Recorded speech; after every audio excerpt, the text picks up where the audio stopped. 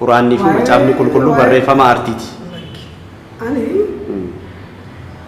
maal isaa ta'u amantii isaa ta'u filosofii fi haa ta'u maal isaa ta'u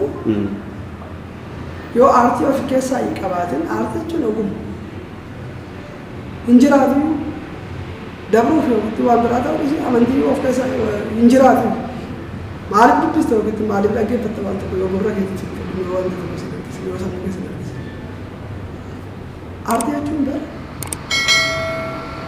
dhugaa of keessaa qabatee exaggeration yookiin artii yeroo ta'u exaggeration jedhu gabaabsitee waan beeksisa akka gurra akka dhaggeeffattu yookiin akka waan sana daawwatu so artiin maal yoo jette uffannaan nyaata bilcheessuun yoo aartii mi'aadha jechaadha ejjanni namaatu deemsi namaatu wanni hunduu aartii wanni aartii of keessaa hin qabne umurii waa aartiin immoo fayyadu ogummaa gaachi keessa yoo ta'e waan bal'aadha ogumni immoo yoo kenna waaqaas keessaan qabaate waarullee hin argatu so wantoonni jiran wantoonni ala namaatti wanni jaanii umuriidhaan turan hedduun isaanii aartii of keessaa qabu wanni aartii of keessaa qabu lollu aartii dhaban waraanumtu aartii dhaban aartiin hoo maalidha mee amma oduu nu ibsite aartii jechuun ogummaa kan wisdom jechuudha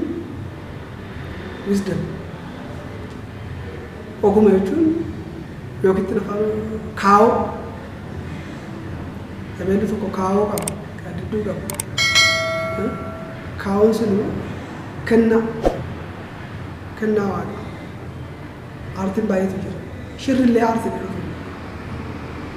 jaarsummaa araarri aartii waa hundi isaanii aartii kennaadha jecha simboo yookiin miidhagina waan tokkoof ayyaana guutamee waan jira sabni namni ayyaana hin qabne aartii hin qabu namni ayyaana qabu waa shawaa ittiin gaarummaa afaan oromoo kana ilaalle ogummaa gaarummaa garraamii ogummaa jedhamanii wisdom ittiin aartii jechuudha kaa'oo aartii jechuun dasa afaan oromootiin kaa'oo jechuudha fakkeenyaaf wantoota baay'ee keessatti hoo kaa'oo kan kaa'oo ebeluun tokko kaa'oo qaba maalii kaa'oo isaa jedhe kaa'oo kaa'oon sun faaruu waaqa keessatti illee kaa'oo yookiin hoo ayyaana jechuudha faaruu waaqaa yookiin warra ayyaana oolatu jechoota achi keessa jechoota itti fayyadamaa fi akka isaan itti ibsan kaa'oo ayyaana guutamaa jechuudha afaan aartii afurri aartii gochaan hunduu so waan sana keessaa ayyaanummaan yookiin waaqummaan jiraachaa aartii kaa'oo keessa kanaaf aartiin maal inni hojjetti baay'inaan yeroo baay'ee namni ayyaana yookiin hafuura waaqatiin guutame kaa'oo qaba wanni isaa wanni hojjetu baay'een isaati irratti waan addaa ta'u yookiin miidhagaa addaa qaba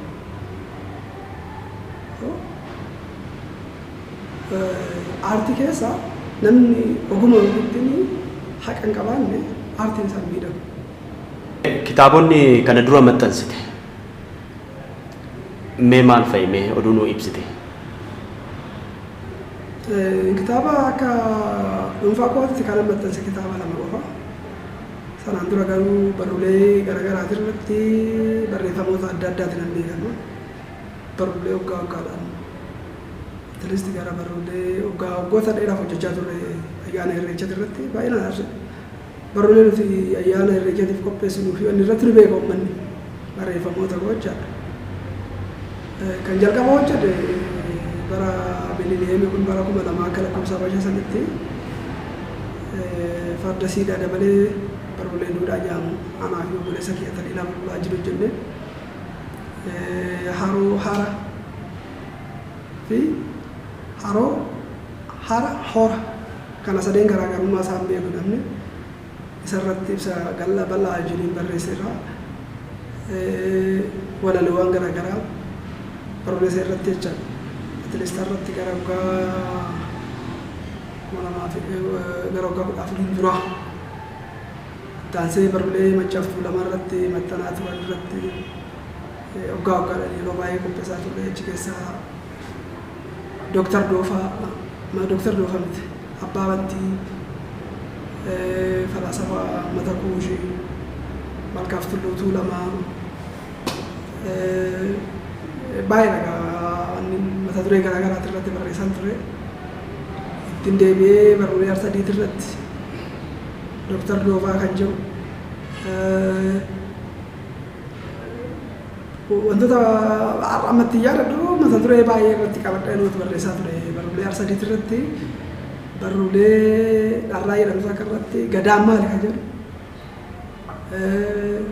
akkasuma ammallee deebi'ee barulee gumii dhaloota gadaa kan jedhu irratti wantoota baay'ee irratti barreessaa ture.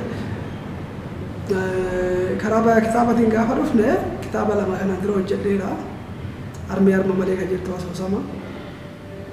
Walaloo Cobaa Aartii jettu amma immoo sadaffaa kitaaba baay'ee uummata kanaan barbaachisaa jedheeti yaadu.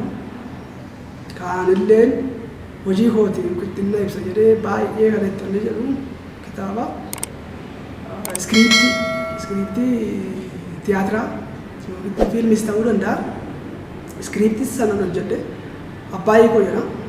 Tiyaatira Abbaayii koo ilaaltee jirtu yoo ta'e iskiriiptii suni akka jalqabaatitti natti fakkaata biyya kana keessatti afaan Oromootiin yookiin akka iskiriiptiidhuma waan jedhu kitaabumtuu iskiriiptiidhaan maxxanuunsaa kan jalqabaati.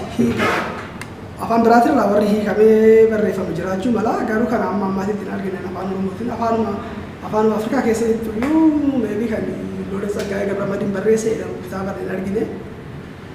Kan jalqabaatee yaada iskiriiptii jechuun iskiriiptilee jechuun kan fiilmis haa ta'u tiyaatira haa ta'u irraa hojjetan sana isuma sana deebisee kitaaba maxxansee Abbaayii koo jechuun gaa waan akka aadaa Oromootti argiteerti kitaaba sana keessa tiyaatira sana keessatti dhibeen inni maxxanne hin jiru. Eshi baay'ee bareedaa ulfaadhu siin jennaa itti aansuudhaan Sisaay abbaa ogummaa hedduuti. Tiyaatira ni barreessa. Filmiis ni barreessa akkasumas weelluuwwan adda addaa direct ni goota kun hagam dhugaadhame dhugaadha walaloo namoota baay'eefis kenneera warri itti hojjetan illee jiru warri itti hojjennu illee jiru ogummaa kaameraatiinis daayirektaraanis namoota baay'ee gargaara namoota baay'ee kan hojjedhe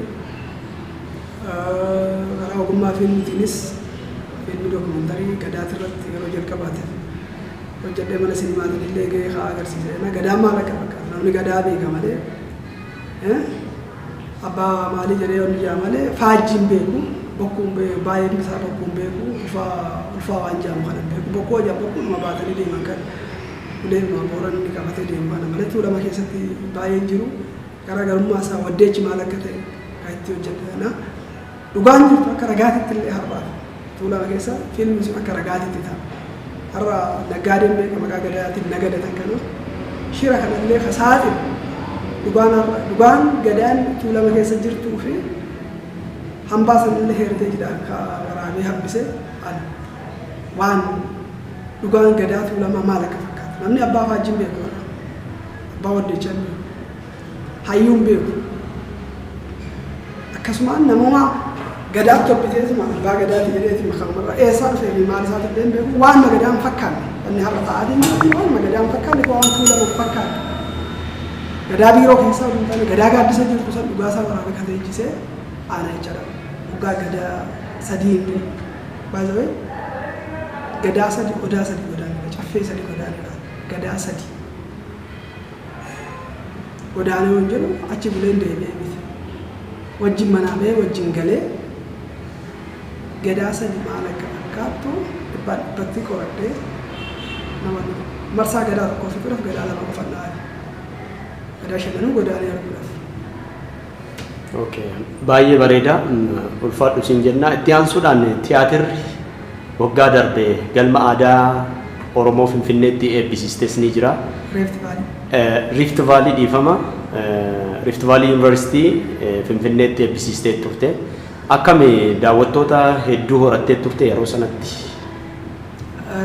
Yeroo sanatti ani barreeffamaa fi ogummaadhuma kiyya irra ture malee beeksisaa fi maal irra ture warri koreen hin beeksisa yookiin waan sana hojjetu warra gahaa ture.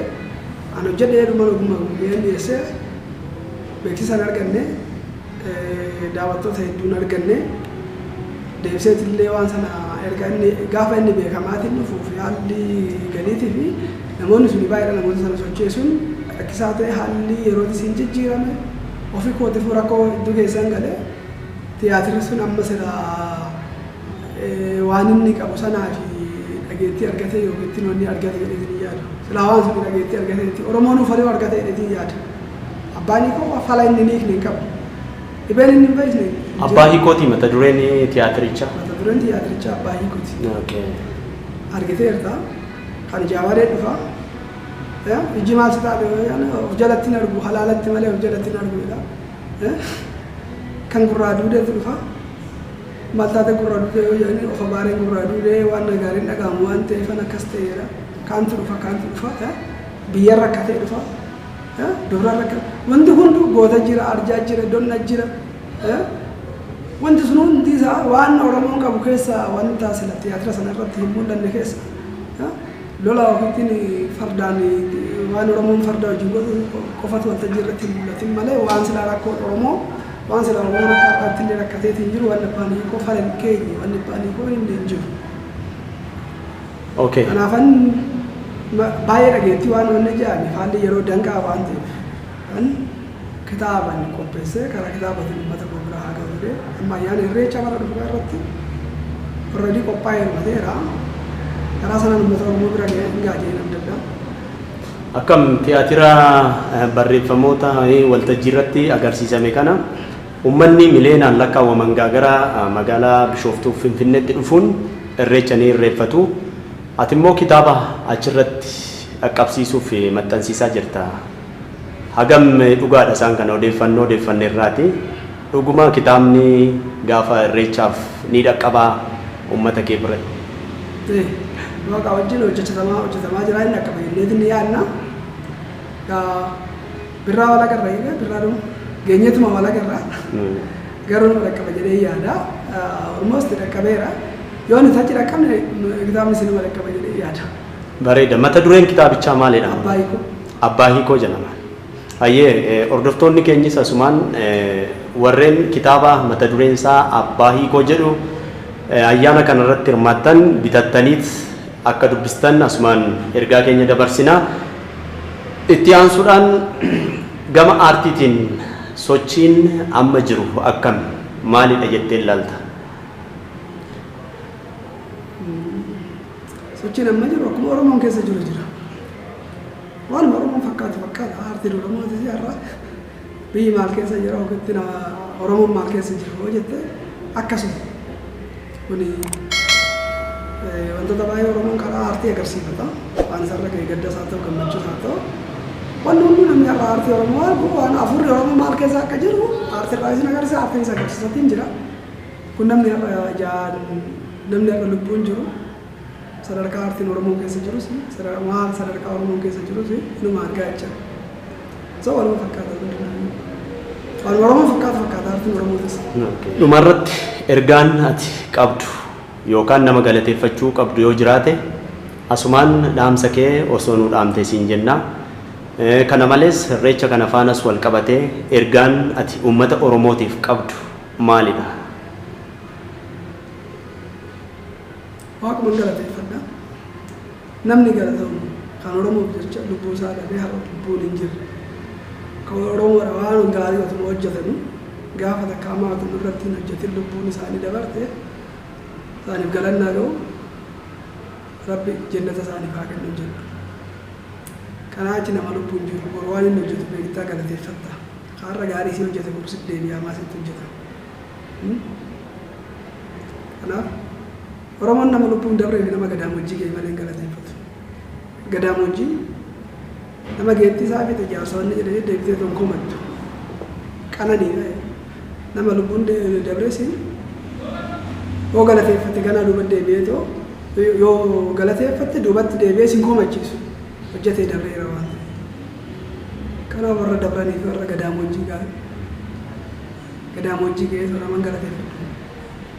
irraa kan jiru Oromoof jedhee kan dhiiga isaa kan lubbuu isaadhaan warri galata galchuuf kumaa kitilaan jira imaana isaanii irra jira isaan hangalatee ergaa nama uummata Oromootiin qabu namni haqa namaa dhoosu uma bada namni dhugaa namaa awwaalu uma awwaala namni haqa namaa eegne namas miti Oromoo ta'uu miti namas miti ergaa nama uummata Oromootiin qabu Oromoo dhoof hin jettan nama oof hin jettan nama jechuun nama haqa namaa eegu nama dhugaa namaa eegu dhugaarra hin gorina haqa namaan dabsinaatiin jenna namatti hin dabarsina. Hayyuu seenaa fi qorataa aadaa kan ta'an obbo Sisaay Bulbulaa waliin goone asumarratti xumurama torban keessummaa biraatiin hanga walitti deebinutti nagaatti.